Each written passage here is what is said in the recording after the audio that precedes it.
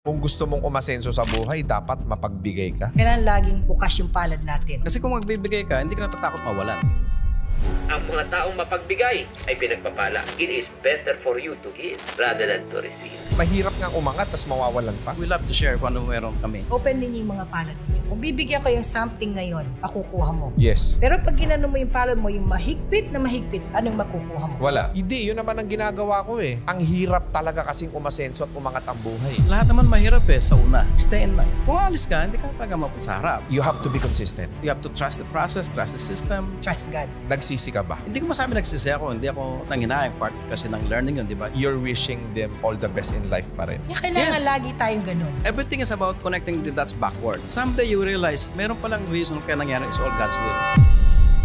Good morning, good afternoon, and good evening mga boss. May makakasama tayo all the way from Calgary, Alberta, Canada. May-ari sila ng Great Way Financial Incorporated na nakabase sa Calgary, Alberta, Canada. Please welcome Boss Elsa and Marlon Antonio. Welcome, boss. Thank you Thank you very much. How does it feel na kaharap ko na kayo ngayon and naririnig nyo raw ang ating show sa Canada? Kasi nga very inspiring yung mga story. Feel exciting. We're so blessed. Sino si Elsa nung pagkabata niya? Si Elsa, lumaki ng mahirap sa Pampanga, sa Lubao. Tatay ko, isa siyang sastre. Was nabiyuda yung nanay ko. Was early age. This is only 38. 8 years old. Yeah, 8 years old lang ako noon. Pinalaki niya kami. 10 kami magkakapatid. Bunso ako sa lahat. Yung panganay namin yung nagtaguyod sa amin, katulong ni nanay. Natapos kami ng high school dito, pero hindi kami natapos na college. We're so blessed. We're both the same na hindi kami natapos ng pag-aaral. Pero yung Panginoon, binigyan kami ng blessing na ganito. Can you still remember nung bata ka na hindi mo makakalimutan na mahirap kami? Nung pagkamatay ni tatay, na wala kaming bigas, alam mo yung gagawin ko? Luluhod ako sa harap ng kalan. Nagdadasal talaga ako, Lord, bigyan mo po kami ng bigas na kakainin namin. Sa estado mo ngayon tsaka yung buhay mo dati, talagang maiiyak rin. Dinanas at dinaanan mo yung ganong klaseng hirap eh. Hindi lang yung pagkabata. Nung nag-start din kami mag-asawa. Nag-start kami sa Canada. Is there discrimination? Kasi hindi kayo nakapagtapos eh. Meron. Kaya lang, nasa sa'yo kung gusto maging victim or not. Prove them that they are wrong. Hindi ka nakapagtapos ng kolehiyo. So you have to work. Yes, nagtrabaho na ako nung siguro nag-aral ako dito sa Manila. Nakatungtong naman ako ng college, kaya lang hindi ko talaga natapos. Nagtrabaho ako sa Philippine Plaza before. Ano na nga yung Sofitel. As Nagwe-welcome ng guests. Hindi naman yung talagang mahirap na mahirap. Na-experience lang namin yung wala kaming kubeta. walang kubeta, Nagkaroon kami ng kubeta nung I am 18 years old. Tapos nung nagtrabaho ako sa hotel, inipon ko yung sweldo ko, nagkaroon kami ng kubeta. you are actually a working student back then. Oo, nung huminto na rin akong pag-aaral kasi hindi na rin kaya. Nung nag-stop ka ng pag-aaral, ikaw ba ay nakapagtrabaho pa dito o dumiretso ka na sa abroad? Hindi na niya ako pinagtrabaho kasi kinasal kami, di ba? Bata pa lang. Yes, 8 years old pa lang ako. 8 years old, magjowa na kayo? Hindi naman magjowa. Cast ko na siya. Sige, yung kwento mo naman, Boss Marlon. 9 years old ako, grade 3, yung mama ko nag-Hong Kong na. School teacher, dahil sa 4 kami magkapatid at alam niya na yung sweldo is not enough, nag-domestic helper siya doon. Tatay ko is not there. Kaya maga kaming broken family. Palit-palit sa daddy sa Pampanga or Bataan. Then nung grade 5 ako, nagtrabaho na ako. Lola ko nasa may peso sa palengke, so tambay ako sa palengke, natuto ako mag-cargador at natuto ako mag-pedal tricycle driver. Ilang taong ka nito? 11 years old. Magkano boundary ng pedicab nun? 7 at the time. Ilang oras ka papasada? From 6 a.m. to 6 p.m. So around 12 hours at least. Magkano ang inuuwi mo nun? 50 pesos. That's 1981. Yung may-ari, di siya napagod. Meron siya labing isang pedicab. Kumita na siya ng 77 pesos. Ako kumita ng 43. Noong ko na-realize, paglaki ko, kakaroon ng maraming pedicab pa upahan ko. Sa batang edad, may idea na ako ng passive income na hindi ko alam yung passive income. Kaya bata pa lang ako, sama-sama hindi ako umasa. Hindi ka ba nagalit sa tatay mo? Hindi ka ba naghanap ng tatay? Hindi kasi yes, babayaro siya. Pero ano yung mabuti sa kanya? Inisip ko din yun, nasa Canada ako eh. Kahit na double job ako noon o nag-entrepreneur, inisip ko ano mabuti sa tatay ko. Tatay ko naman, isig ko laki. Hindi siya stress, hindi siya magalitin. Then I realized na hindi ko siya nakita naging empleyado. Pero very grateful naman sa lahat. Lalo na sa mother ko talaga nagsakripisyo siya. How about you, Boss Elsa? Nabanggit mo kanina, nagtrabaho ka na. Nagpakasal na kayo kagad. Yeah, nung may ako nagpakasal kami, Ilang taong kayo nito? I was 22, 20 siya. Kasal na kagad? Tinikot ko siya.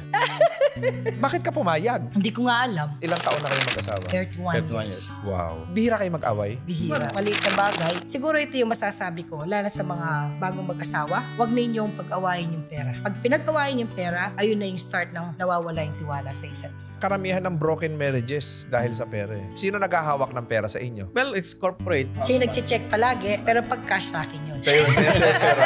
Saan kayo kinasal? Sa Pampanga. Kailan nyo naisip na mag-abroad? Nauna ako 2 years. Bakit ka naging immigrant kagad? Yung mother ko napag-asawa siya doon. Nung napunta kayo ng Canada, ano ang unang naging trabaho niyo? Dishwasher. Ikaw? Sa McDonald's, Hindi mo ba siya pinakasalan dahil makakatira ka sa Canada? hindi. Why? Naano ako doon sa kapatid kong lalaki. Madalang lang magsalita yun. Sabi niya, maraming nanliligaw sa'yo. Pero itong taong to, sabi niya, nakita ko, sabi niya talagang mahal na mahal ka niya. Hindi lang ikaw, pati yung family natin, sabi niya, mahal niya. Linalaro niya yung mga pamangkin ko, yung mga kapatid ko, kaibigan niya. Mula nung kinasal kayo, hindi kayo naghihiwalay. Nung nagtatrabaho siya noon, oo, Double job ako. Nung nagka-baby na kami, hindi na niya ako pinagtrabaho. kasi nga, mas mahal pa yung babysitter kaysa sa sweldo niya sa McDonald's. Nagpalit ako ng linya, naging meat cutter ako sa parang superstore, tapos sa planta ng baka. Parang 2 hours, 3 hours tulog. Asipag mo, no? Pag bata, pag may anak, may asawa, kagagawin mo lahat para sa kanila. Until nag-umpisa na ako natulog mag-drive. That's when I realized na pag hindi ako nagbago, maaga mabubid na yung misis ko. Sa sobrang pagod. Sobrang pagod ang tulog. Ano ang difference ng naninirahan kayo sa abroad versus yung bagong maninirahan ka dito sa Pilipinas? Na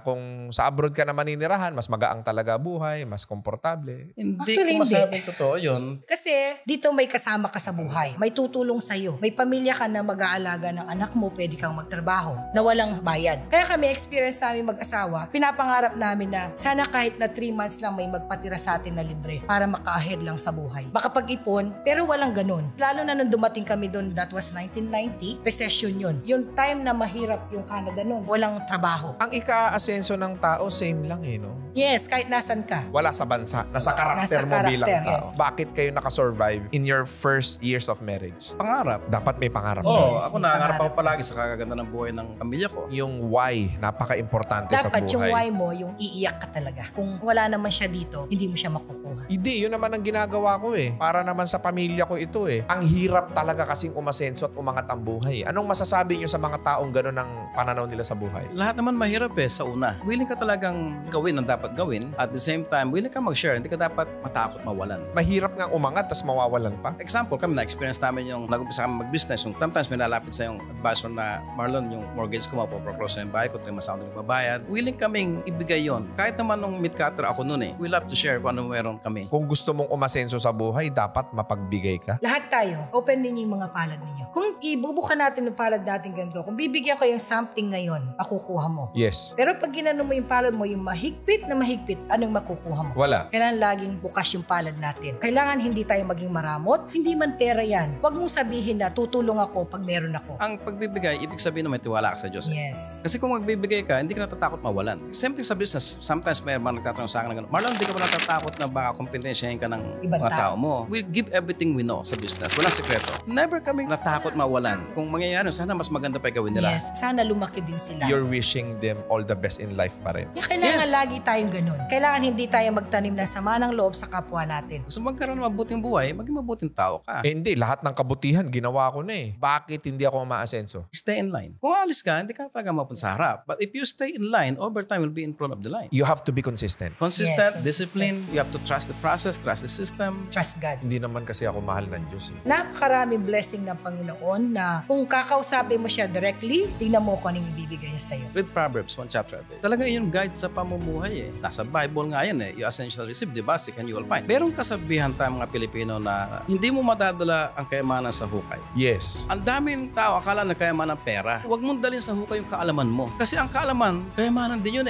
Paano nyo naranasan yung guidance sa inyo ng Panginoong Diyos nung panahon na pinadapa kayo? Ano yung sitwasyon na nagpadapa sa inyo? Nag-invest kami sa real estate noong 1999. Alam mo yung .com?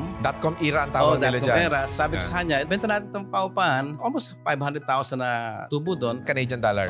Tapos invest natin sa stock market. So, I did day trading. Then what happened? First few months, okay naman. Nung 911, after nun, pabaksak lahat, ubos lahat. 500,000 Canadian dollar sa pera natin ngayon. Nawalan ka ng mga 50 million. Easily, during that time. Anong pakiramdam pakiramdam nung nawala ng ganong kalaking halaga? Kahit noong panahon na yun na, ganun na yung sitwasyon namin, hindi kami nag-away. Kahit magkano pa yung kinikita mong yan, isang pitik lang mawawala lahat yan. Less than 3 months, ubos lahat. That's when I realized, ano man meron tayong design, pinahawak lang ng Diyos. Pinahawak lang. Anong ginawa mo nun? Kailangan kung paano maghanap buhay. Ako yung breadwinner. Nagsisi ka ba? Hindi ko masabi nagsisi ako. Hindi ako nanginayang part kasi ng learning yun, di ba? It's a very expensive mistake. Napaka-positive ng outlook mo sa buhay. Nawalan ka na ng 50 million, masaya ka pa dahil may learning. Yes. Oh, Ang kasi expensive nung learning. everything is about connecting the dots backward. Someday you realize, meron palang reason kaya nangyari, is all God's will. Kasi kung nag-stay ako doon o nag-stay ako sa real estate investment at the time, makatulong kami sa tao pero limited. Hindi tulad ngayon na thousands and thousands of people yung napapaganda yung buhay dahil sa ginagawa namin. Nung kailangan ko talagang maghanap buhay, namili ako ng truck ng basura ulit dahil in business ko at the time. Yung unang hakot ko, nag-usap kami, sabi ko sa kanya na sa real estate tayo gumanda yung buhay. Meron akong biniling learning sa TV at the time about how to buy real estate zero down. Yung tapes na yon, libro na yon, once nakaluwag tayo, bilhin natin ulit yon, tapos balik tayo sa real estate investment. Tapos may tumawag sa akin, papako ng basura. Somehow yung gusto namin bilhin sa TV, nanduro sa ibabaw ng basura. Bakit ka naghahakot ng basura nun? Business namin. Basurang tulad ng sopa, washer dryer, mga ganun. Yung mga hindi na kailangan. So doon namin na-realize na meron gusto ni Pinag-usapan Diyos. namin na gusto niyang bilhin kaya lang wala kaming pera. And then nakuha niyo yung CD na yun. CD. Oo, nanduro sa ibabaw ng pile ng basura. Sabi ko talagang ginagay niya kami. Pagkakuha mo nun, what happened? We went back to real estate again. We owned few properties agad. So, noong 2003, na-invite kami sa financial services. We've seen yung opportunity to build a business through passive income by building people, building teams. And August 2004, naging license ako. In about 5 months, we built a 5,000 a month passive income. Canadian dollars. Yes. Oo. Tapos nag-quit din kami doon. Doon din namin na-experience yung 300,000 income to zero. Kasi bakit kayo umalis? Meron kami pangarap eh. Pagdating ng panahon, pag sila Pilipino asensado. So, yun ang naging vision namin. Kasi may mga informasyon na hindi natin alam eh. Example, sa life insurance, ang akala nila is kailangan mo mamatay bago mo magamit yung life insurance. Actually, hindi. Ang mayaman ginagamit ng life insurance also. So, kung ito pala ginagamit ng mayaman, pwede rin gamitin ng lahat to. Wala naman sasabing pang mayaman lang eh. Nagpalit kayo ng market. Karaniwan ng nakakausap ko dito sa RDR Talks, kung hindi galing sa networking, dating naging successful sa networking. Yes. And probably that's the reason why pag nagkwento ka, napaka-positive ng outlook mo. Kasi ganun yung mentality ng mga network marketing eh. Parang puno lang naman ganyan eh. Hindi naman tinanong mo may bunga bukas, lahat ng bagyo dadaanan nyo, lahat ng tag-init dadaanan yan eh. Pero at least alam mo, may vision ka na someday may bunga yan. Keep improving. Lalo na sa mindset and sa culture. Kailan nyo binili itong Great Way Financial? 2010. Is there any struggle pa noong 2010 to present? When we started, we have 60 advisors, 60 agents. Less than 2 years, we become 170. Mayroong politics ng business, nawalan kami ng contract from the sister company ng old company ko before. Napalitan ng ibang company yon, we grow from that company. And somehow, every time we grow, hindi ko alam kung dahil sa Pilipino kami or something, nagkakaroon ng, anong naging number 1 yan? May discrimination. There is. And yun ang gusto kong mabura. Sa insurance, tandem kayo. yes. Hindi ako licensed, Hindi siya pero license, ako yung license. In reality, kung wala siya, wala ako. Siya ang closer. Siya yung nagbibigay sa akin appointments, siya nagko-connect sa tao, kahit saan nagpa-prospect. ako magpunta, may makukuha akong phone number. Ako hindi, magagamayain ako. Pero if I talk to people, I love sharing Na ideas. business, yung strategy, matutulungan kanya. Kasi kung maganda na, may mas maganda pa dyan. Keep improving because opportunity never stops. Never. You know what I realize right now? Filipinos are intelligent. What hinders us from becoming successful? The mindset. Ganun lang kasimple yung Hindi ka na magiging mahirap pa kung itatama mo lang yung kaisipan. Yes, Oo. kaisipan mo. sabi nga ni Jim Rohn, formal education will make you a living. Self-education will make you a fortune. Ngayon tanong ko sa'yo, Elsa, yung napakalaking swing ng buhay, ano yung pinakamahalagang lesson ang natutunan mo? Giving is happiness. We are investing in happiness. Yun ang tagline ng Great Way Financial. Kung ano yung na-experience namin maganda, gusto namin may share ng lahat. Last January lang, we brought almost 700 sa team namin, their families. 700 na katao. Pinag-cross ninyo. Yes. Ang sasaya We're nila. so proud. How about you? Ano yung pinakamalaking lesson na natutunan mo? Magtiwala ka sa Diyos. Lahat ng hiningi mo, hihingin mo, bibigyan ng Diyos. Actually, binigay na niya. Nga lang, nasa sa atin kung gusto natin kunin. Kaya natin mag-effort. At huwag tayo matakot to have more. Kasi when you have more, you can give more. Lalo na sa pamilya mo. Ano ang payo nyo sa mga mag-asawang nanonood ng video na yun? Mangarap kayo, supportahan yung isa't isa. We love to become successful, not because of ourselves. The best way to help others is to inspire others. Ma'am Elsa, Yung asawa mo, kailangan mo lang supportahan palagi. Pero pag may nakikita kang something na gaganon-ganon siya, you have to talk him directly. Kailangan maging frank ka. Di bali mag-away kayo, kailangan mong sabihin. At the same time, ipaglaban mo din. na kung kayo ay nasa ilalim ng buhay ninyo ngayon at gipit na gipit, hirap na hirap kayo, may pag-asang umasenso. Bilang mag-asawa, ang kailangan nyo lang gawin, magtulungan, magsuportahan, at huwag kayong maghihiwalay. Because at the end of the day, yung asawa mo pa rin ang kakapatid. Yes. Ma'am Elsa, bago tayo matapos, no, ano ang gusto mong sabihin sa nanay mo? Na kahit ang hirap, itinaguyod kayo. Nay, mapapanood mo to habang malakas ka. Nagpapasalamat ako man yung blessing na binigay sa mga apo mo, sa aming mag-asawa, sa aming magkakapatid, at sa lahat ng mga taong natulungan niya. Nay, part kayo ng kung ano meron kami ngayong mag-asawa. Kung hindi sa inyo, wala kami dito. Maraming salamat, Nay. Sana bigyan ka pa ni Lord ng mahabang buhay na kahit na ganyan na yung sitwasyon mo. Alam ko, nakakalimutan na minsan, pero napakabait mo pa rin. Mahal na mahal ka namin, Nanay. Boss Marlon, kausapin mo rin your mom na nagdala sa'yo sa Canada and of course your dad. My mom passed away almost 2 years ago. I wish yung nanay ko nandito. Pero yung pangarap din ng nanay ko na travel sa mundo, nabigay namin yun. Dahil may pera kayo. Dahil doon, kailangan ma-experience lalo ng mahal mo sa buhay, yung ganda ng buhay. Sa tatay ko naman, maraming salamat sa example sa buhay na binigay niya. Kung ano man yung mabuti, kung ano maganda, ang nakikita ko ng palagi yung mabuti. Nakita ko sa tatay ko is, nagkamali siya nung panahon namin. Pinakita ng tatay ko na nagbabago pala, na tama niya. Doon ako very proud din sa kanya na yung mga lesson na yun, napakasimple lang pero nakatatak sa akin. Sobrang dami kong natutunan ngayon. I'm really happy and grateful na you flew all the way from Canada to here. Lahat ng mga viewers natin, mga boss, may pag-asang umasenso. Ano yung status ngayon ng Great Way Financial Incorporated? We started December 2010. We are a national company all over Canada. We have around 40 offices all over Canada with 4,300 licensed insurance agents. Sa peso, mga magkano na kinikita ng Great Way Financial Incorporated? Revenue-wise, 2 billion something. 2 billion pesos? Yes. Isang buwan o sa isang taon? Annual. Ano yung pakiramdam na kumikita ka ng ganong kalaki, Ma'am Elsa? Okay lang kami kasi sanay kami sa hirap. Hindi nagbago, ganun pa rin. Siguro nagkataon lang na kami yung may-ari ng Great Way. Ano ang po pwede nating ma-provide sa ating mga viewers ngayon? Lahat ng magulang mahal ang anak niya. Kaya nagtatrabaho tayo, nagsasakripisyon. So, ibig sabihin ng sweldo natin, reflection yun ng pagmamahal natin sa pamilya natin. Pero pag namatay tayo, paano natin mapapakita yung pagmamahal na yun? Pag namatay ang tao, breadwinner, mamatay din ang kita niyan. Pero yung naman life insurance, siya pa rin magtutuloy ng pangarap ng magulang na yun. Saan kanila pwedeng kontakin, boss? GanitoWayFinancial.com. Kung gusto niyo po, pwede niyo po akong kontakin sa Messenger, sa Facebook, Marlon Elsa Antonio. Tawagan niyo po. 403-608-0996. Ikaw naman, Ma'am Elsa, baka meron kang gustong pasalamatan, batiin. Sa lahat ng mga advisor namin all over Canada, mga staff, yung mga provider namin, especially yung mga anak namin. Danica, Shailene, Mark, tsaka yung mga asawa si Ron, Alexa, and Karim. Ay mga apo namin, yung mga kapatid ko. Sa lahat, nagtiwala sa Great Way, lahat nagtiwala po sa leadership po namin. Maraming salamat at gawin natin yung tama palagi. So yun, thank you so much. At huwag ninyong kalilimutan na mag-subscribe at i-click ang notification bell para lagi kayong updated sa ating mga future videos. And also do not forget to follow us on Facebook, TikTok, and Instagram. And available na rin po si Boss RDR sa Spotify. Muli, maraming salamat and God bless sa inyong lahat. Thank you so much.